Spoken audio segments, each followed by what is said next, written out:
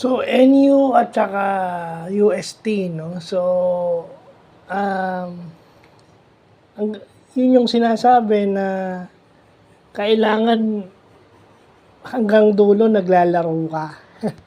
No, because yun yung ginawa ng NU, no? Saan ka nakakita na si Cabanyero maganda ang laro, natatalo ang UST? No, kung yung pinaka main guy mo o yung go-to guy mo maganda ang laro, bakit kayo natatalo? It's just plain and simple. You made shots at the end, yung sa dulo, and then UST nagkaka-turnover at saka marami mintes. No? Kumbaga, dumipensa yung NU sa dulo. No? I mean, si Podolski kasi minsan nag-got the tendency to, yung and most point guards, hindi lang si Padrigaw to, most point guards yung alam nilang, kaya nilang mag-split ng double team. Minsan masyado kang overconfident sa dribbling skills mo. Yung sinasabi kong yung Palacelo at saka yung Figueroa, they play the small forward and the power forward position, pero they can switch to the perimeter. Yun yung sinasabi ko kahapon pa. Evident na yan ngayon. Parang Jeremiah Gray, Jamie Malonzo yan. Yung tipo ng player na meron tong NU, parang ganun.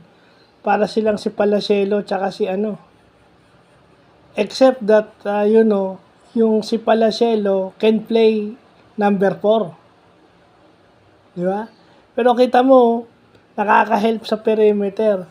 They can defend or they can be a help side defense of point guards like Podolski. Di ba? Yung Palacelo kasi 3-4, yung 3-4 yun, pati yung Figueroa, parang 3-4.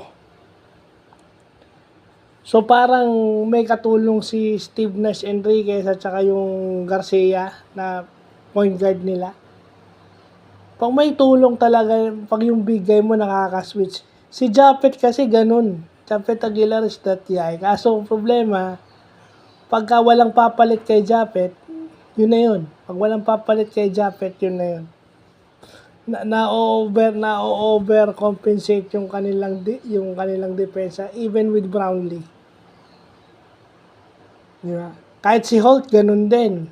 Nasasakripisyo yung offense ni Holt dahil dumidepensa siya kay RSJ. So kung may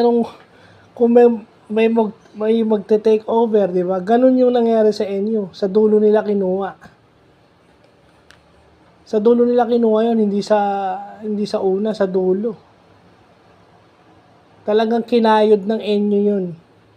And sometimes, may game na sa dulo mo kukunin. Minsan come from behind. Kasi minsan yung kalaban mo maganda yung start eh. Kumbaga weather the storm. So, yun lang po.